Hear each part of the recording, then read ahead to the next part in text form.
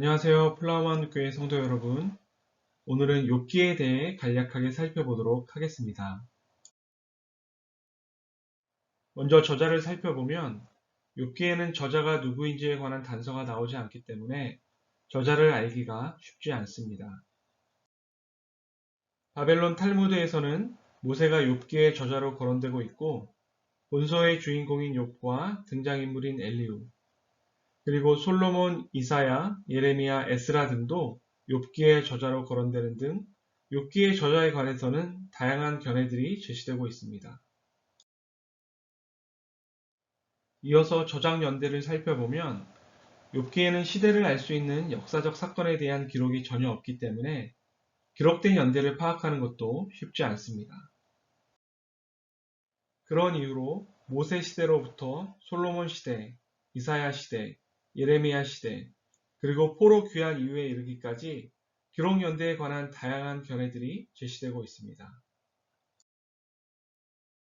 욥이 살았던 시대에 대해서도 여러 가지 견해들이 있지만 본서에 묘사되어 있는 사실들을 고려할 때 아브라함이 살았던 족장 시대였을 것으로 추정되고 있습니다. 욥기에는 족장 시대 때 많이 사용되던 하나님의 이름인 전능자라는 명칭이 약 30여 회 등장합니다. 그리고 과거 족장들이 제사장의 역할을 담당했던 것처럼 욥이 제사장 역할을 수행했던 것이나 욥이 여러 재난 후에 새롭게 자녀를 낳은 후에도 140년을 더 사는 장수를 누린 것 등은 욥이 족장시대 사람임을 암시한다고 볼 수 있습니다. 욥이 살았던 지역인 우스라는 지역이 어디인지도 분명하지는 않습니다. 다만 성경의 다른 곳에서 언급된 내용들을 통해 우스는 아라비아 사막 북부 지역인 것으로 추정되고 있습니다. 욥기의 기록 목적을 살펴보겠습니다. 욥기는 특정한 시대의 구체적인 문제에 대한 답을 주기 위해 기록된 책이 아닙니다. 욥기는 유한한 피조물 가운데 드러난 하나님의 속성과 그분의 방식에 대한 문제를 이해하기 위한 목적을 가지고 있습니다.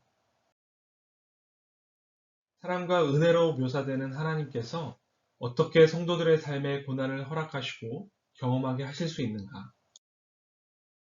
하나님께서 하시는 일들이 그분이 주장하시는 그분의 성품과 상반되어 보일 때 어떻게 그분의 성품들이 인정받을 수 있는가?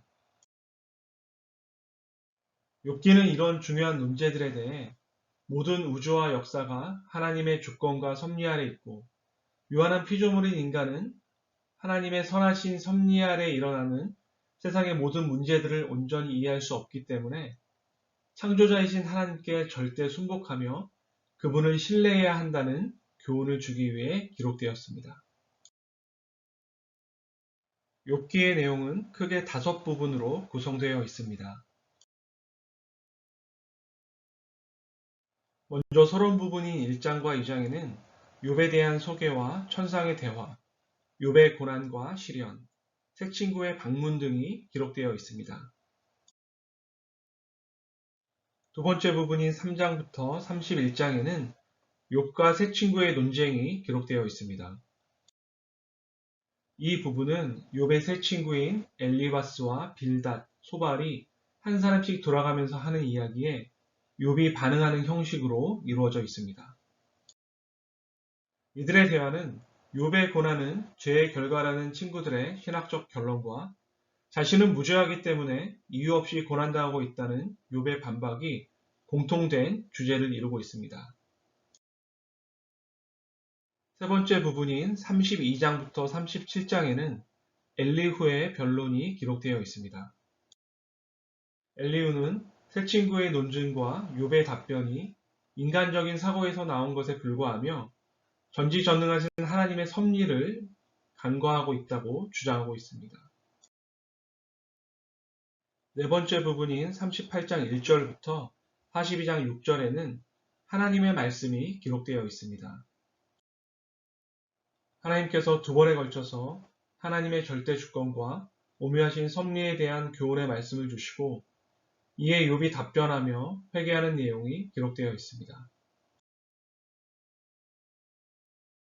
그리고 마지막 결론 부분인 42장 7절부터 17절에는 하나님의 명령에 따라 욥이 친구들을 위해 중보제사를 드리는 내용과 하나님께서 욥에게 고난을 당하기 전보다 훨씬 더 큰 축복을 주시는 내용이 기록되어 있습니다.